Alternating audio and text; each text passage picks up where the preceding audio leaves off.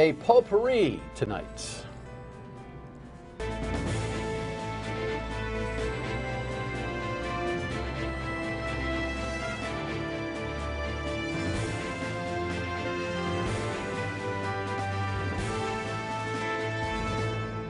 The Dan Yorke State of Mind program is brought to you in part by Lookout Rhode Island and Takeo Comfort Solutions.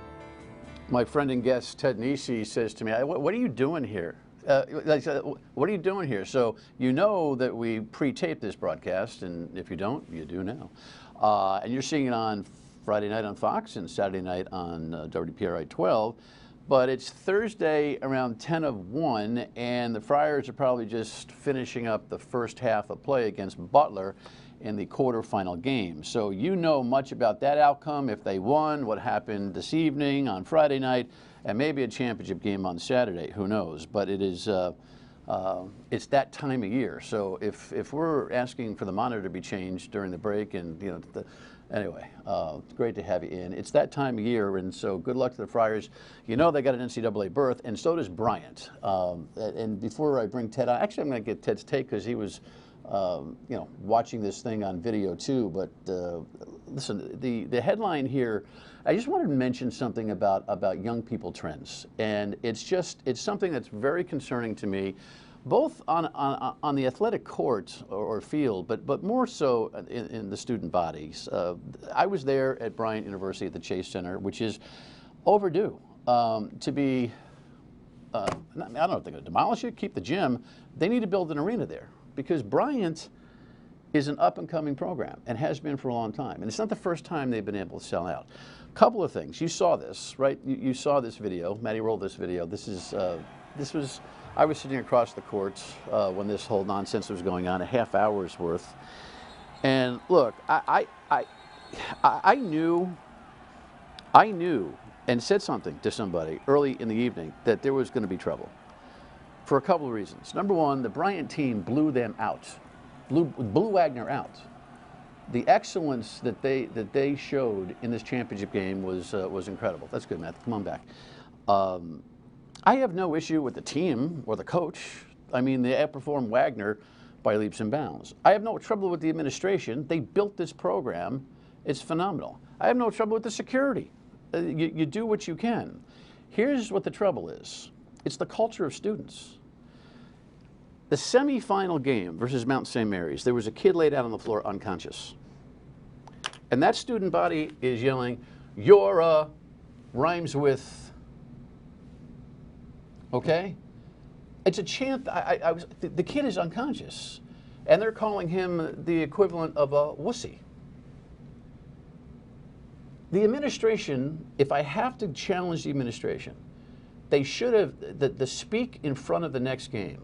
When I went to the University of Dayton, in Dayton, Ohio, and this is the old days when national TV was like the biggest thing in the world, but it still happens in schools these days, when you know you're going to be on national television, and the brand of the university matters. You speak to the kids about how it matters, because we're all in this together. And when this national television game came the other night, they should have had some responsibility for themselves. I'm not saying that they turn the decibel down. I'm not saying that they don't make it the most raucous place in the world to play. I'm just saying you don't need to be all night long yelling, "Blank you Wagner." So as that went on all evening, and the score was just irreconcilable for Wagner, you had to know. I don't know who started what, where, but you had to know that something was going to blow. And that's the problem, and the students need to take responsibility. Listen, you can call them kids, but they're young, they can vote. You know, they're young adults, and they have a responsibility. And I think the school has got to dig down deep into the individual students and their culture, because you can build a palace. You know the old phrase, you can dress them up, but you can't take them anywhere? Right now, unfortunately, for the Bryant University brand, you can't take the students anywhere. Congratulations to the team and Coach Grasso. Congratulations to the administration. Congratulations to the alumni. And by the way, that Bryant team is pretty tough. I want to get into some issues with Teddy tonight, but you saw it. I mean, you're a lot closer to the college day than I am. I mean, it's I know you're great. Neither of us too close. And I know you're old man now. All the old man stuff going on. But what was your take?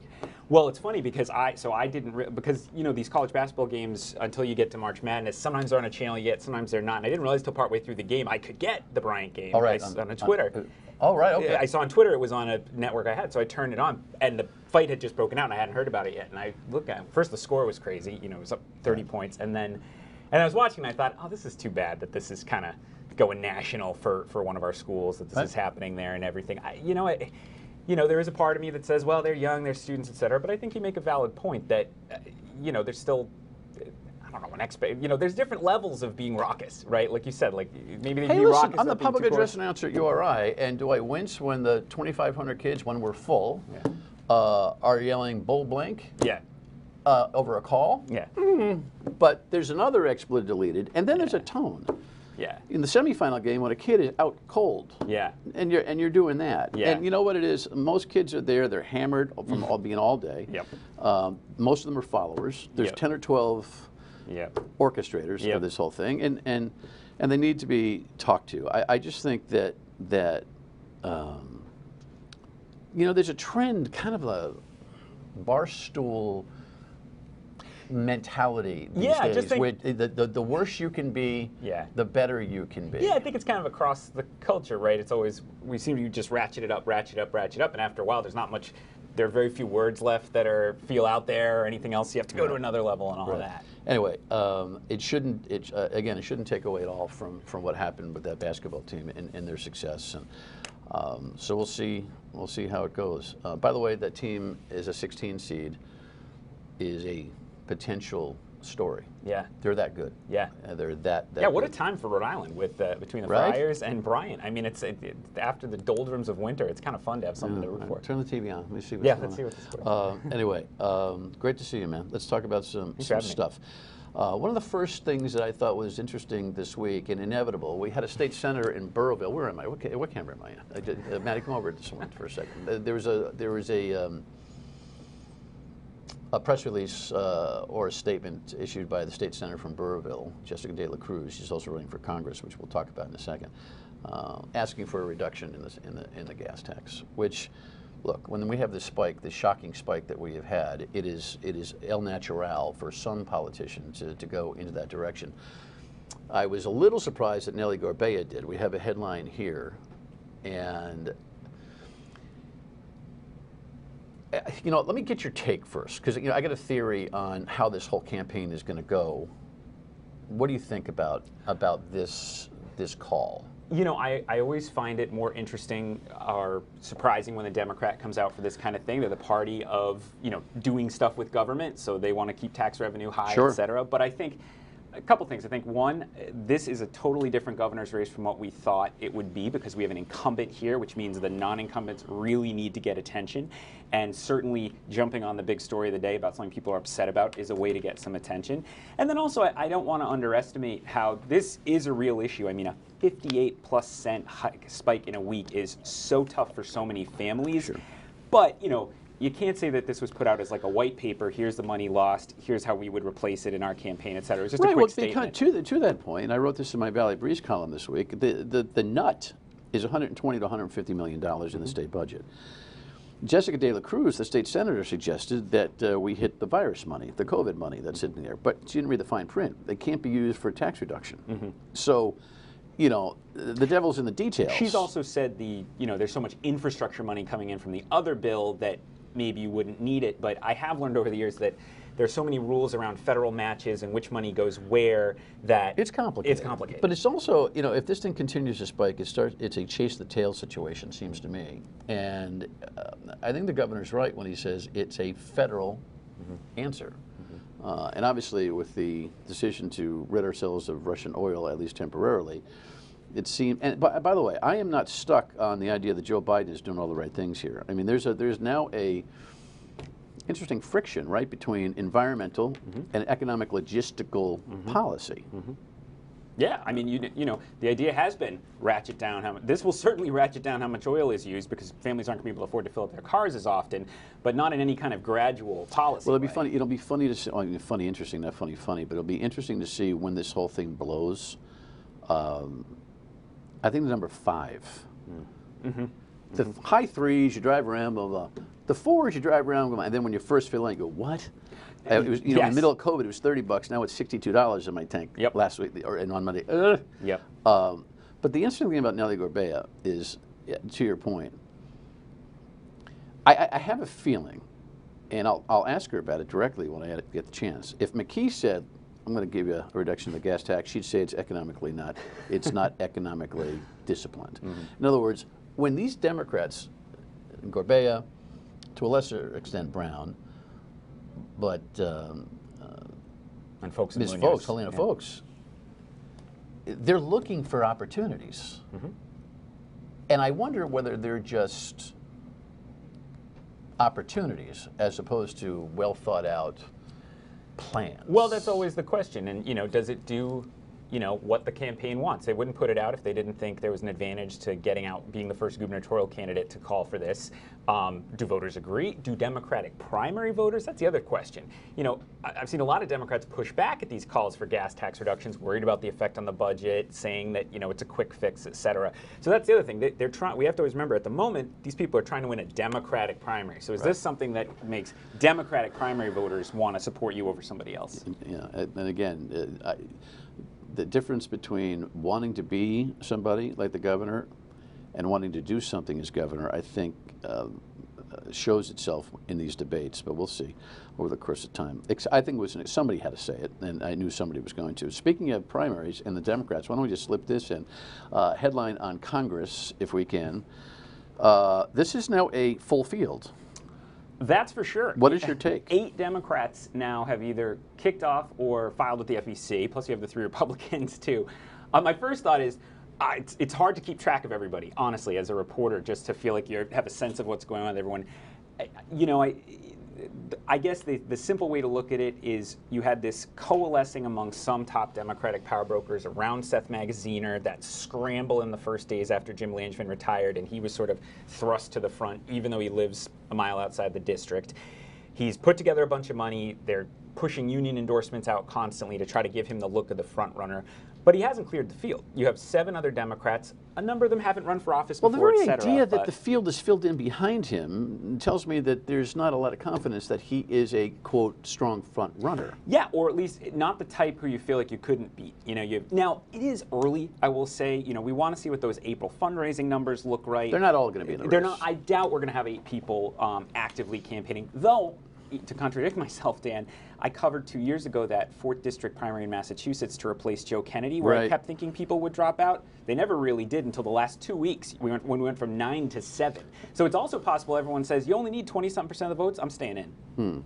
Do you think, by some chance, that, you know, I was saying on the air and actually presented to Seth Magaziner with my thought on this. He wasn't appreciative of it. But I thought his announcement for Congress looked like a hostage video in the sense that he was going to run for governor and the opportunity came, and the behind-the-scenes Democratic power broker game left him. I think he was upset that Helena Folks got into the race and kind of split his marketplace, and that she wasn't budging, and that probably on a national level they said, you're the best guy to go that way. I mean, here he's got a little baby. They live out of the district. It's a logistical pain in the neck for him to have to move in. I just didn't think he had it. It wasn't the most, how would you say, powerful and energetic presentation when he announced. And maybe there's a little bit of that environment that exists around it. Yeah, I think also, I mean, just inevitably, when you were running hard for something else for years, effectively, officially for a small time, but we all known he was going to run for governor, and then suddenly you're not, and you're running for Congress, people say, how invested are you in this? You know, of course he says he is, and you know, I have no doubt he cares about federal issues. Most people in politics care about all sorts of issues. But and it's a very national race. It is. The other thing is he's now gotten into a tough race for the fall as well, right? If he can win the nomination, the Republicans and Democrats think there is an opportunity for Republicans here. There's a lot of talk about Alan Fung because he's run statewide before. Cranston. It's a purpler district than it had ever been. All right. I could talk to Ted all day, but I'm running out of time. I want to get his take on the hospital merger and the fallout. Stay with us.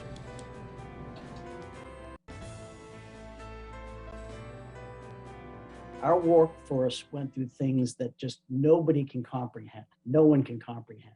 The good news is there's opportunities for virtually anyone who's listening to this broadcast. If you've got a high school education, if you've got a college education, if you've got a nursing degree, if you've got a pharmacy degree, we've got job openings everywhere. Yeah, the hospital, and that's Tim Babineau, who's the boss at Lifespan. There's two issues to discuss real quick. One is the workforce issue, to his point. They have COVID just wrecked the industry.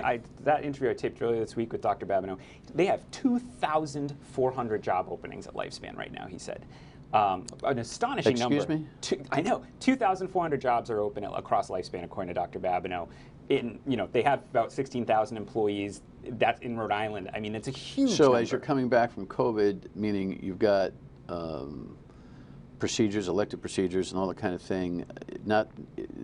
First, it was the virus that was putting you out based on the abundance of traffic for COVID that's jamming up the hospitals. Now, appointments can be made and surgeries can be done, but now it's a question of personnel to be able to facilitate. Yeah, and Dr. Finale, I know you had him on recently from Care New England, said to me last week, he said, if I had enough nurses and I could staff Butler and the other mental health areas the way I need to, we would break even because we have demand. We just don't have the people. What's your take on the merger being denied by the Attorney General? He made quite the offensive presentation, didn't you think? Absolutely, Dan. I mean, I think I can't say I expected him to fully deny it. I thought maybe he'd approve it with so many conditions, maybe it would be like a denial, but he not only denied it, he gave that 1 hour, just roasted the idea, and I think really killed the idea of the merger in public opinion along with his legal decision.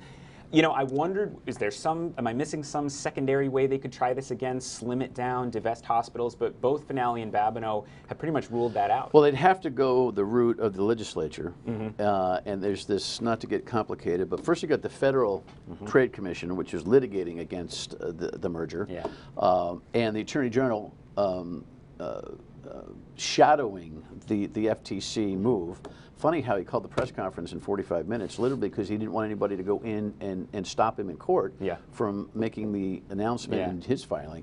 So that two-tier channel can be bypassed by the General Assembly. You know that there's a lot of lobbyists making a lot of money working for both those companies, but interestingly enough, both CEOs don't seem to have an appetite to go to the legislature and not pull the stunt, but to restructure hospitalization in the state for that merger purpose. Yeah, and I don't think there's much appetite among rank-and-file lawmakers to explain to their constituents, especially this fall being an election year, why they approve this thing the Attorney General says will raise your health care costs, hurt care, et cetera. So I think, look, Rhode Island, we've had a decade of real flux in the healthcare hospital system, important employers, important sources of care. It looks like we're at least got a number of years to go with that too, because Care New England still needs a merger partner to strengthen its finances. Lifespan needs to figure out if this is not going to happen, how does it want to grow for the future? Big questions. Well, I'm going to rely on a lot of your work here because you're so intimately checked into the business community. This turnaround infusion group out of Pennsylvania that has made not one but two offers now and has one tentatively on the table. It didn't seem like the CEO of Care New England, Jim Finale, was ready to jump at that right away. They're going to regroup and say they have time to regroup. They're going to get replenished by some federal money to try to sustain themselves. But long term, they've got to have a partner, as you said, and I wonder whether or not the Brigham, under a new name now, where that romance was real, busted up by Gina Raimondo and Lifespan's attack on it. I wonder if there's any kindling left there. I certainly would imagine there'll be conversations. I don't know how burned Mass General Brigham felt by the way, Gina Raimondo and some other state elites kind of blew that up at the last minute. But on the other hand, there's only so many places to grow, and business people have to learn, just like politicians, to sometimes lick their wounds and make another try at something. Yeah. At the end of the day, it's kind of interesting. All that diligence that the General did on this, most people by their gut check would either say, I think that's too big. I know, yes. It just, at the end of the day, became too big. I would always say to people, Dan, as I covered it, that the difference between the arguments I'd hear from, I'd say elites in the state who thought, maybe it'll help with economic development, maybe there are these opportunities, and just the general public's reaction when I would do a story on it, which is, no, I already am annoyed about healthcare costs, and I don't trust these places getting bigger. I think that was part of it, too. All right, Target 12 has been on the beat in North Kingstown. Final thought on that when we come back. Stay with us.